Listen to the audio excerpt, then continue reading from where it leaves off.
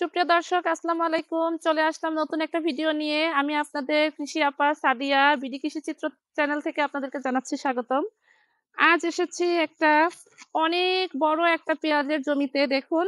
এই পাশে যতদূর দেখা যাচ্ছে শুধু পেঁয়াজ আর পেঁয়াজ, পেঁয়াজ আর পেঁয়াজ। এখানকার কৃষকের আ অনেক উন্নত চিন্তাভাবনা। উনি ওনার জমিটাকে একটুও পতিত রাখেনি।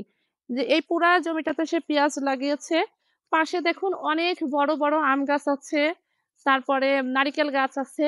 এই নারিকেল গাছ এবং আম গাছের জন্য কিন্তু ওই পাশের জমিটাতে ছায়া পড়ে। আমি একটু যদি যেয়ে দেখাই, এই যে এই পাশের এই অংশটাতে কিন্তু ছায়া পড়ে। এই পাশের এই অংশটাতে ছায়ার জন্য আমাদের কৃষক ভাই করেছে কি, উনি ওনার এই ছায়া অংশটাকে কাজে লাগিয়েছে হলুদ লাগিয়ে। হলুদ কিন্তু একটা দীর্ঘমেয়াদী চাষ। এটা মোটামুটি ৩০০ দিনের মতো জমিতে থাকে। এই পুরা ছায়াটা দিনের কিছুটা অংশ ছায়া থাকে, কিছুটা অংশ রোদ থাকে। এজন্য এই পুরা অংশটাতে সে হলুদ লাগিয়ে এখান থেকে বছর শেষে একটা ভালো রকমের ফসল সে তুলতে পারে এবং বিক্রি করে অর্থ সংগ্রহ করতে পারে। এরপরে আমি জমির ওই পাশটাতে দেখাবো। ওই পাশে দেখেন, ওই পাশটাতে কৃষক ভাই লাগিয়েছে আরেকটা উচ্চ মূল্যের ফসল, ওটাও দীর্ঘমেয়াদী। ওটা হলো কলা। তো এভাবে করে কিন্তু আমরা আমাদের জমিটাকে পুরাপুরি পরিকল্পিতভাবে যদি কাজে লাগাই, তাহলে পুরা জমিটা আমাদের ছায়া মানে আধো আলো আধো ছায়া জমিগুলাতেও কিন্তু আমরা কাজে লাগাতে পারি।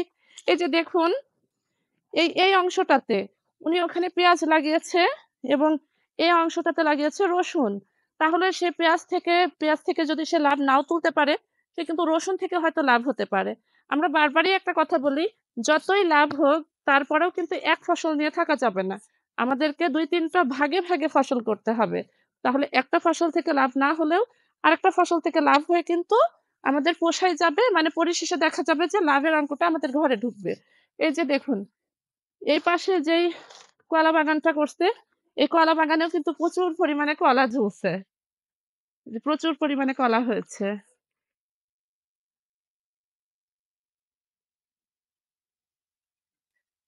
তো এই ছিল আজকে আমার দেখানোর বিষয়। কেমন লাগলো আজকে আমার এই মাঠটা পরিদর্শন করে আপনাদের? আ আমি চেষ্টা করেছি, আমি চেষ্টা করে থাকি যে অনেক রকম জমিতে যেয়ে অনেক রকম কৃষকের সাথে কথা বলে নতুন, নতুন চাষের পদ্ধতি, চাষের ধারণা আপনাদের সাথে শেয়ার করতে।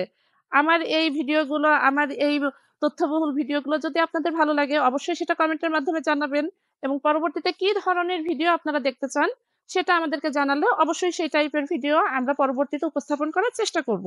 অবশ্যই ভালো থাকবেন, আমাদের জন্য দোয়া করবেন। আল্লাহ হাফেজ।